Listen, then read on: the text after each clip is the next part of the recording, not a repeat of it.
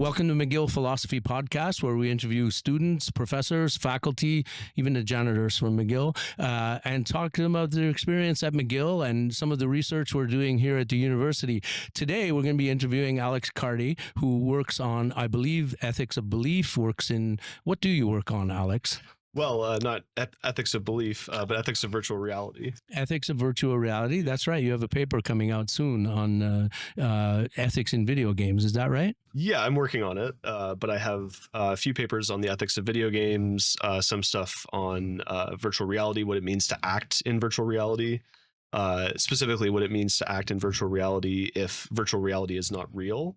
And so if you think that there are imaginary things that are happening in virtual reality, instead of identifying it with the digital structure itself. And so you're saying that the imaginary things could still cross some moral boundary, even though nothing is actually happening. Well, that's great, and we're going to get into that. But before we do, let's talk a little bit about you, about your story, and how you came to be at McGill. You're in the PhD program, is that right? Yeah, towards the end. But this is my 5th year, and I'm hoping to finish in 6 or 7. But I've been doing graduate school for, I guess, 7 years now. So yeah. And so you started where? Started graduate school at Wilfrid Laurier University, and that was the master's program. So I finished in 1 year, and it was COVID. So I took a gap year between finishing that and then starting here in 2021. Right. And what drew you to philosophy in the first place? Well, I was actually taking philosophy in high school, and I viewed it as an elective at the time and something that would let me do what I really wanted to do, which was science. And so I got rejected at different science programs, and then went in and did philosophy and found out that I liked it. So from there, it was just, taking courses and thinking that it was going to be a transition period from one program in the arts to transitioning to program in the sciences. And I just didn't like the courses in the sciences. I was not excelling in them, and I wasn't getting good grades. And so I dropped the courses, and I just focused only on philosophy. And so you say, as you were doing philosophy, you came to like it. And what did you like about it specifically? I mean, there's a number of things, but I think the thing that stands out to me first would be the sort of community aspect of it. I like that, you can do philosophy kind of on your own, but it's much better, in my opinion, when you're, doing it with other people and bouncing your ideas off them. I think I would be, I can see how some people might be able to do philosophy on their own in an armchair, sitting on their own in a house, not consulting anybody else. But I think that is what I find most exciting and fun about philosophy, is like sharing my ideas with other people before they're, fully developed and so on. And when I think about a lot of the good memories I have, it's often with other people doing philosophy compared to just sitting on my own thinking about concepts like the truth or whatever. So yeah, I'd say the collaborative aspect is what excites me most, but there's plenty of other things. And so, it sounds like you're saying that the community around philosophy is very important to you. And how have you found the community at McGill? I mean, I'm pretty lucky that there is a very a rich community of people working on issues, not just in philosophy of emotion, but also ethics and normative philosophy. And so there are a number of research groups that I can, look to, not just for funding, but also that sense of community and, a place where I can go and talk to people about ideas that they are also thinking about that are, very similar. And it's not as if you're going to talk to someone, you're working on a metaphysics paper and they're working on, something in social political philosophy. And so I think, there are a lot of good opportunities like that in Montreal, whether you work on something like social political issues or just issues in ethics like I do, or if you're interested in something more abstract like philosophy of math, we have communities like that here. So I'm just lucky that there's, a place that I found, kind of home for myself in what I work on, and enough people around me that are doing similar things. Tell us about a typical day in the life of a grad student at McGill. What does that look like? If my willpower is with me, I'll get up usually around 7 or 8 in the morning, sometimes a bit later on the weekends, depending on what's going on. But usually I've actually been, so one thing I used to do was get a lot of my writing done in the evenings. And so pre-graduate school, I would get a lot of my writing done from like 7 until 1 or 2 a.m. even. Nowadays, my kind of day in, day out schedule looks like waking up, getting some writing done, that being the sort of most important thing, and then the rest of the day is just kind of tackling other stuff that I have to get done, that's less important than the writing. And so I find this kind of drumbeat, back and or constant, kind of focusing on writing and getting at least like 500 or so words every day is good.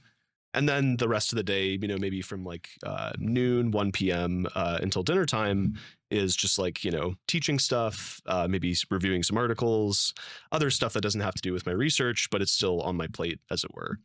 So yeah, that's kind of how the day in, day out looks like, for me, at least as a grad student. Well, you mentioned teaching. Now, have you had a lot of opportunities as a teaching assistant, and eventually, I believe you teach your own courses now at McGill, and so how does that all work, and what kind of adjustment is that going from, say, an undergrad degree, even a master's degree, and now you're actually teaching a course? What's that experience been like? Yeah, I've had two myself. I've had 2 TA positions at McGill, and then 2 during my master's.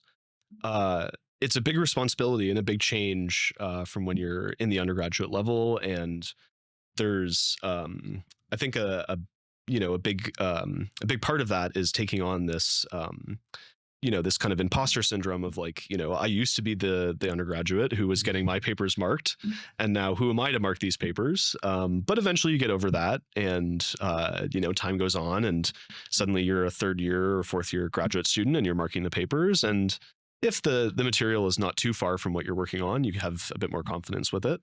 But I think that it's good to encourage graduate students to, teach or TA stuff that is not in their area of interest. I've just been lucky that a lot of the stuff that I've been teaching is in the vicinity enough that I don't feel like I'm, grading someone whose paper is not something that I could speak to in a sort of capacity of expertise. But to answer your question about teaching myself, I have taught 1 course so far in full. And right now I am teaching another course. The one I'm teaching right now is Intro to Moral Philosophy. So basic stuff in moral theory, applied ethics, and then some stuff about the status of morality, so meta ethics. And then the other course I taught before that was more applied ethics.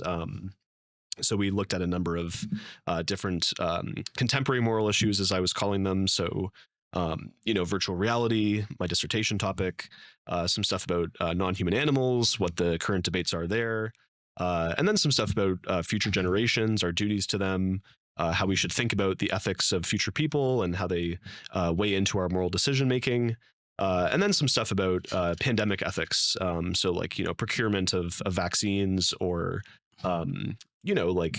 rationing of healthcare resources that are very scarce, and the ethical decision making that we had to see during COVID, where there's scarce resources, or you have to make a decision, for example, to unplug a ventilator or something like that, which is obviously a very morally weighty decision, and one that falls in different ways, of course, on doctors, healthcare professionals, the hospitals themselves. These are decisions that people individually and also collectively they have to make, and so we're just helping the students begin to think about those kind of issues in that class. Yeah, so it sounds very topical. It sounds like you're talking about issues that are very central in people's lives that even ordinary people who have no contact with the university might have to engage with, and in different ways. And so even if you're not necessarily a philosopher, these are things that you should probably be able to formulate some kind of opinion about. Now, when you make this course, now, as I understand it, do you just create the whole syllabus? You have a lot of freedom, a lot of liberty in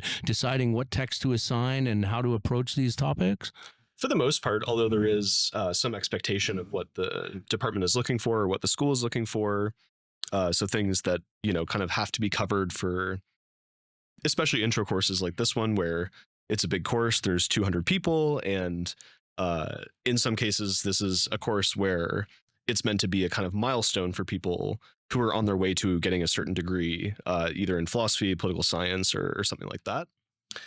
So sometimes, there is a bit of pressures from the higher levels of the university to say that you have to teach this topic in a certain course. But at the end of the day, most of the decisions are up to me, and I can create the content as I please, as long as I, kind of touch on these vague topics that fit what they're looking for those intro classes. But for the first class that I taught, it was all up to me. I basically designed all the content. Meanwhile, borrowing a bit of it, but I wanted to be able to say that I designed and created my own class content. Yeah, that's great. And so you mentioned that you could have classes of up to 200 people, and are all those 200 people? I assume they're not all philosophy majors. So what kind of diverse is it? A very diverse kind of landscape when you're teaching a philosophy course to 200 students like that? Absolutely, it's very different than a third year or fourth year course. So often, like the one I'm teaching right now has 200 people. Before I had 300 people, and give or take, there's probably maybe 15 or 20 of them in the major in philosophy. Maybe a few more of them are in the minor in philosophy. But for the most part, a lot of students are taking some degree that is not philosophy. And so you really have to design the content keeping that in mind, so that you don't assume that these students have that kind of background. So yeah, for most of the most part, it is an elective for everybody in that intro class. But it makes for good discussions because everybody is they're not thinking in the main ways that philosophers often do, and so they can bring a fresh perspective or ask questions in a way that a philosopher probably wouldn't even think to, or look at issues in a way that we haven't before in the philosophical discourse. But the class size for 200 people, it is a big room, so it fills up or takes a while to fill up, and it can be hard to spot people all the way in the back.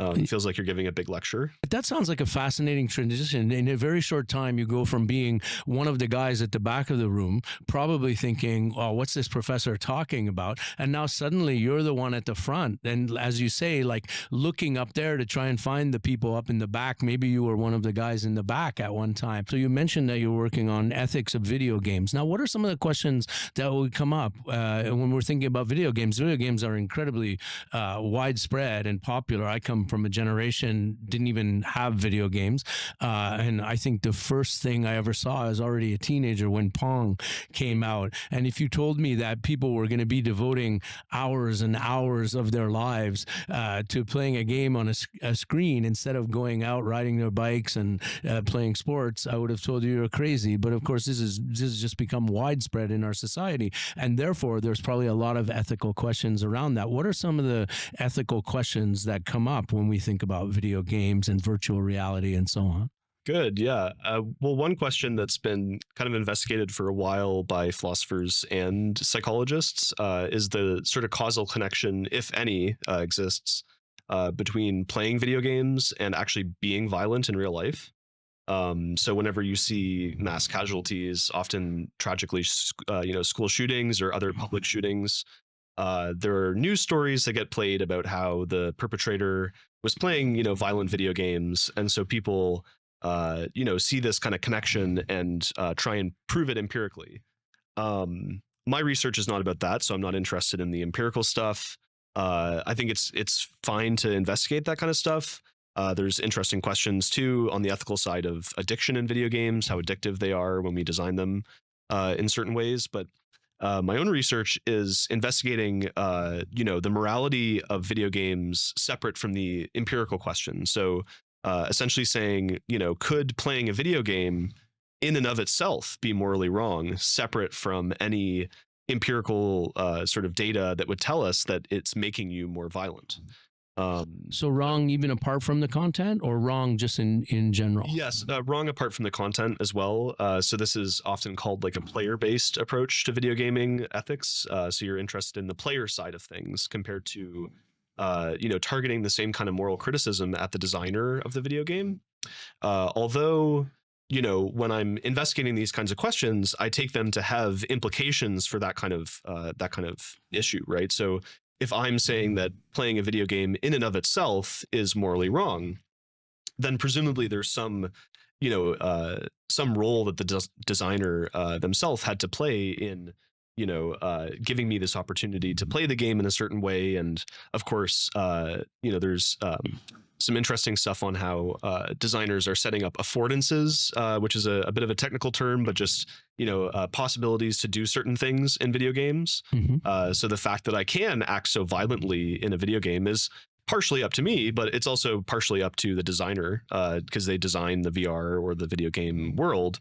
And unless I can hack it or cheat it in some way and get in to have my own kind of authorial control, it's it's a question ethically of my own behavior, but then it has implications, I take it, for the type of criticism or moral criticism we'd be willing to levy at the designers of the content as well. So I assume questions of responsibility will come in there. For example, the player could say, well, it's not my fault. Blame the guy who designed the game. And then the designer can say, well, hey, I just designed it. I didn't force you to play it. So is that a debate or a discussion? Yeah. People actually think that, so like one response you could have to that, so you could say that, like, just don't pick up the controller, because then as soon as you pick up the controller, you seem to have involved yourself in some conscious or deliberate way. And so it seems as soon as you pick up the controller, the designer, as it were, could, let themselves off the hook for the most part in the way that you just mentioned. But I actually think that kind of response sidesteps the ethical issue at hand. For one thing, when you put down the controller, there is no virtual action in question to be evaluated. And so it seems to not beg the question against the critic, but to say that, like, the proper response to the morality of video gaming, if it were to just put down the controller, I don't think it would be a genuine moral issue to begin with. So yeah, I have worries about a similar type of response to other ethical problems. I don't think that just getting rid of the thing that we're evaluating is a nice solution to the problem. Okay, yeah, I see where you're coming from, and so now I've decided to pick up the controller and play the game, as you say, and I'm wondering, like, what moral questions should I be thinking about as I play the game, and I guess in my choice of game, because it's not just picking up the controller, because then I can choose, and I think you deal. I've heard some of your talks, and I think you deal with some questions about how you actually behave within the game, right? Yeah, there's so people are quick to acknowledge the difference between a kind of open world video game where, for the most part, it's up to you how the narrative of the game proceeds, or how you go from one scene to another, as it were. And then there's other video games where we have cutscenes, and there are certain parts of the game itself where you can make branching narrative choices, but it's for the most part kind of set up to you what happens in the game. There's just like a limited set of options that you're choosing from. But in both cases, people think that you can be in both cases, people think that you can be responsible for what you're doing in the video game. Again, assuming that it's not actually happening. It's this imaginary kind of fictional world. And in an interesting kind of way, the way that people have explained this is very similar to the way that they would say that our actions could be totally predetermined, or they couldn't. It's possible they are not. But in either case, we could still have a sense of freedom that would give us moral responsibility. And so you can think about this, if the universe was totally predetermined, you and I had no choice but to come here today and talk about this topic. You can think about that in a similar way as a video game. So when you're proceeding as a character in a narrative sequence of a video game, when you get to the end of the scene, there is a number of things that you have to do to get to the end of the scene, in the same way that I don't have any choice about what I'm doing right now if everything is predetermined. But people think that in the same way that I can identify with my actions, even if they're predetermined, in a way that makes me responsible for them, they think that you can do a similar thing in the video game. And essentially, the distinction here is between our actions and our will or our desires. So our actions can be totally predetermined. We can have no freedom of choice or freedom of action in what we're doing. But we still have, according to some people, this freedom of will to identify ourselves with our actions or with what we're doing. And if we don't identify with what we're doing, then there's a sense of alienation or a sense of you doing something that you don't really want to do. People make comparisons here between a drug addict who wants to take drugs and wants to take drugs. The difference between wanting to take drugs and wanting to want to do it is essentially the difference between action and will, right? So an unwilling drug addict decides to take drugs, but they don't identify with that kind of desire or with the action itself. And so you can think about a similar experience of playing a video game where if you've played Call of Duty, there's this famous no Russian mission where you're essentially brought into an airport, and part of the narrative of the video game is that you have to go and massacre a bunch of civilians in the airport. And your actions are predetermined in the sense that to get to the next level, you have to do only one thing, which is, commit the violent act. But it's up to you in some sense whether you identify with what you're doing, in the sense that you have a desire to do something and you're able to carry it out in virtual reality. And so that kind of comparison, people have said that even if we deny that anything is going on in virtual reality at the level of metaphysics or just what we're talking about at the bedrock of reality, you can say that people are still morally responsible for what they're doing. You just make a similar comparison with how you could have freedom in the predetermined world that we live in outside the video game.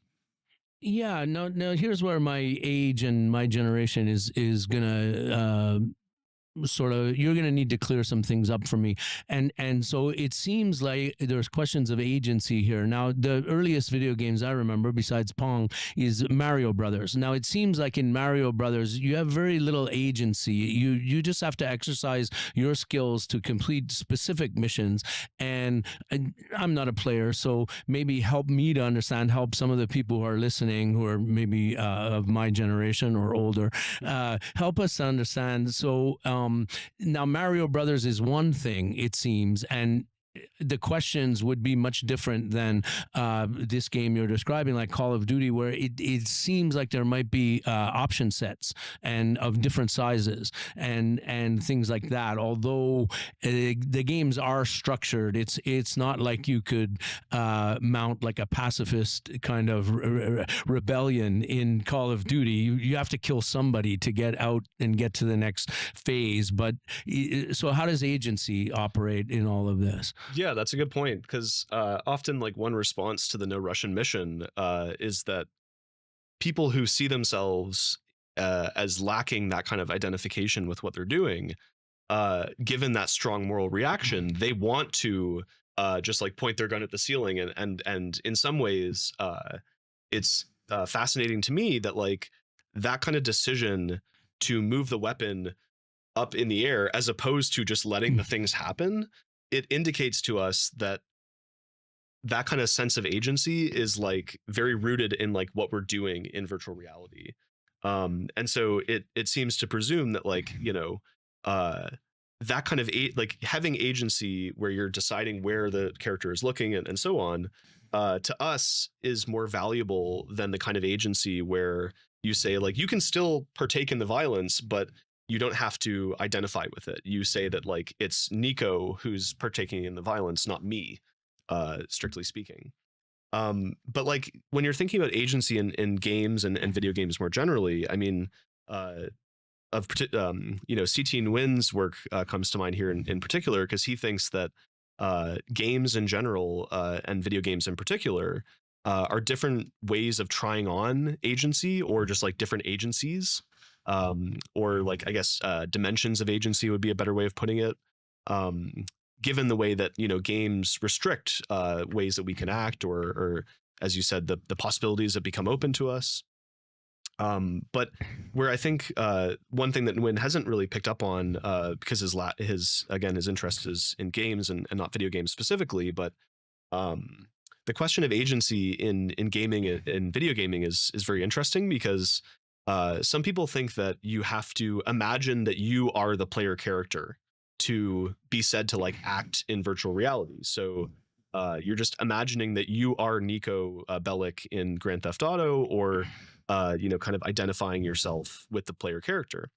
But there's interesting like counterexamples to that view, because some games don't have player characters, or you're presented in this kind of God's eye position, like in Wipeout or these racing games.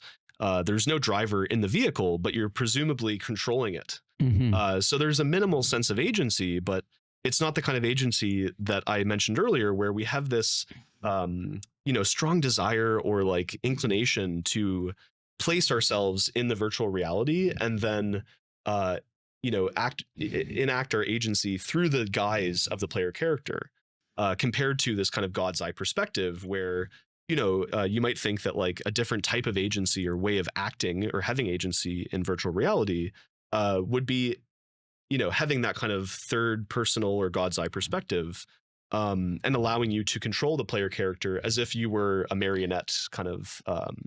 Yeah, no, I was gonna ask you about that. So this idea of dimensions of agency, because it seems like a game I used to play, I think it's called Tekken, but it's a fighting game, but there's a fighter on the screen, and I'm operating that fighter, so I'm making his legs and arms move and so on. But it seems like in terms of dimensions, that's a very different aesthetic experience than the experience like you and I have gone to virtual reality, where we put on the haptic vest and the gloves and the hands and the feet even, and then my movements, there is no separation. There's not as much of a separation between me and the character, even though when I look out the VR headset, I see myself as a kind of alien or an astronaut or something.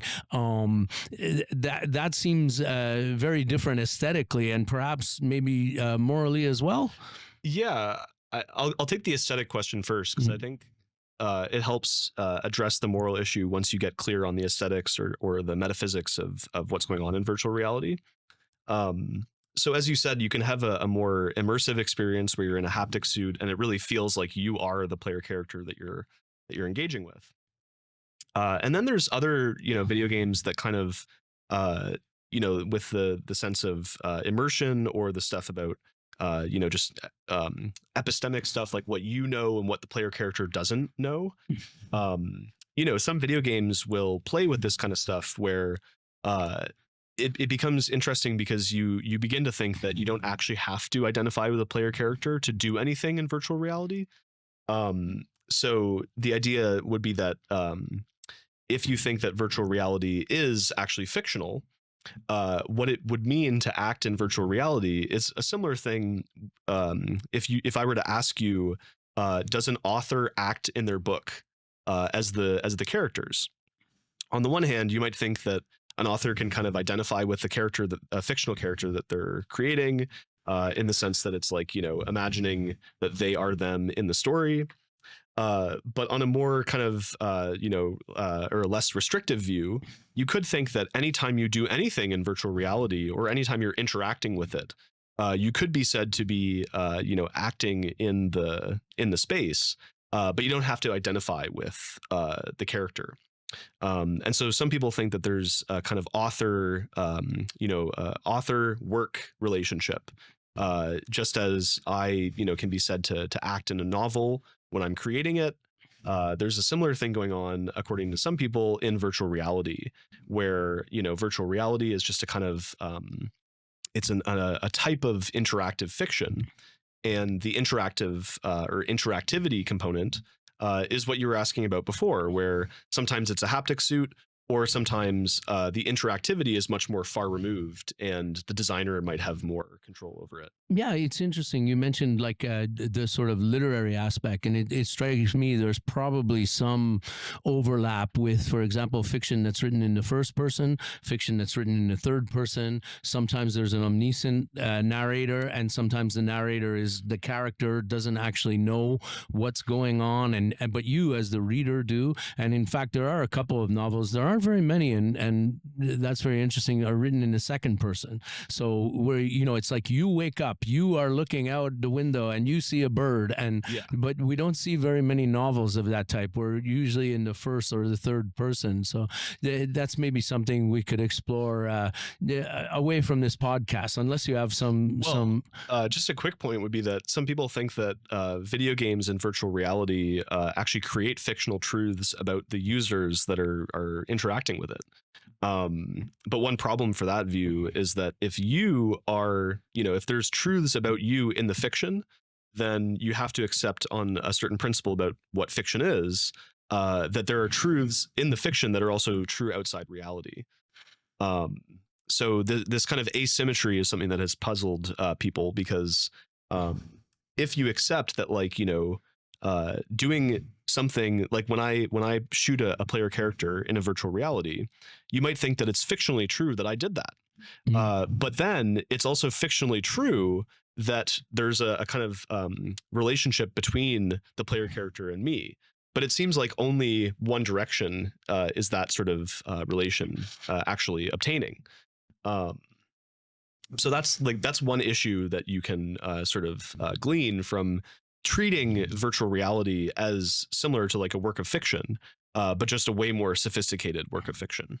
Okay, and I mean, this is obviously a very dense literature, and there's, as you point out, so many very interesting debates going on and discussions. I mean, we should probably wrap it up soon, but one thing that I know you've addressed in talks, and I find very interesting, is this whole notion of cheating in video games, and how is it really possible to cheat in a video game, given that if something is within the powers of the character or powers of you within that universe, how can it legibly be called cheating? You have some thoughts on that, don't you? Yeah, the first thing is that some people think that cheating in a game is not actually possible, or that once you're cheating, you're actually not playing the game anymore.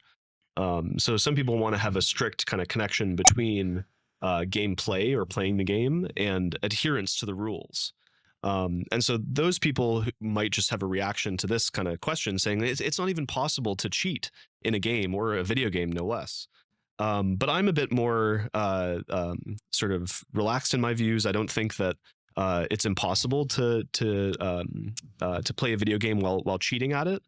But what I'm interested in is the particular moral dimensions of cheating, and why cheating, when it's taken on for a certain motive or done with certain intentions, is actually something that harms or like could thwart other players' experience in a way that makes the cheater blameworthy or makes them morally responsible for what they're doing. So sometimes you can cheat at a video game and it might just be all good fun and entertainment for everybody. But then there's other cases where I think intentional cheating to ruin someone else's day is actually pretty bad to do, And blameworthy. pretty blameworthy. And there are existing community guidelines for this. Games like Call of Duty have pretty strict cheating rules, and you can report people for cheating, and similarly offensive commentary or something like that, where the issue with cheating is similar to harassment or offensive, or what's called trash talking in video games, basically bringing the real world into the game space. Right. And this will be, I assume this will be a bigger and bigger question as we move more and more towards what some people call a figital world, where the physical and the digital worlds, there's a lot more crossover and interaction. I mean, I myself have been working a little bit on this idea of a figital universe. And so, for example, someone has paid a lot of money or spent a lot of hours earning weapons and shields and so on. I know you talked about this case. Maybe for the people listening who aren't familiar, you could talk about that situation you told me about, where there was a funeral for a player in a game, just to give people a little bit of a grasp, less theoretical grasp of what we're talking about. But I see how that will become more and more of an issue as people, for example, go and pay money, real money, to buy weapons in a game, and then someone steals their weapons and so on. But maybe you could tell us that example. Yeah, there's two quick examples that are really interesting here. The first was actually in World of Warcraft. I believe it happened about 10 or 15 years ago, but what happened was someone passed away tragically by a heart attack in real life. Oh, in real life they passed away. Okay. Yeah. And then what happened was the World of Warcraft community, they were part of a guild, a group of players, and there were rivaling guilds that they were in engagement with. And during the virtual funeral, they requested a ceasefire, a sort of collective ceasefire among other guilds. And, what other guilds said was, we're going to agree to that. But then they went back on the agreement and virtually murdered everybody at the funeral. It was called the funeral raid. And then they posted it in a video online. And so people are debating whether, the conceptual space of the game sets up this kind of funeral in a moral free space, where you could say that, like, well, shooting people and killing people in World of Warcraft is, on any other occasion, totally fine. But does the sort of collective agreement to have a ceasefire mean that they did something morally wrong? The other case, though, that you were asking about, like stealing and theft in virtual reality. So you might think that the first case there with the funeral raid is a kind of theft of someone's, like, precious time, or, a safe space in virtual reality where they can memorialize someone. But other types of theft in virtual reality that are interesting have to do with property. So there was this 2012 case in the Netherlands. It went all the way up to the Supreme Court. And effectively what happened, to summarize it super quickly, there were 3 boys, and 2 of them beat up the third one. And in real life or in the game? They beat them up in real life. And then in the game, the 2 of them forced the third boy to drop a bunch of virtually valuable items in RuneScape. So there was an amulet, a mask, and a sword, I believe. At least 2 of those things. And the entire court case was debating whether this counted as not just assault, but also property theft. And so the entire court case was actually about whether the digital objects could be counted as, like, valuable goods. And the sort of philosophical problem for virtual reality is that if you deny that virtual objects are real, then they can't be goods. So that was the entire. They could still be goods, but they can't be. You mean goods in some limited sense? Well, they're clearly goods. Goods in the sense that I could steal your watch, and because it exists, it has property value to you. But presumably, if something doesn't exist, I can't steal it from you as an object, at least under property theft law. Oh, okay. I see where you're going. That was the worry. The fictionalist presumably can't explain this kind of case because they deny the existence of the virtual object.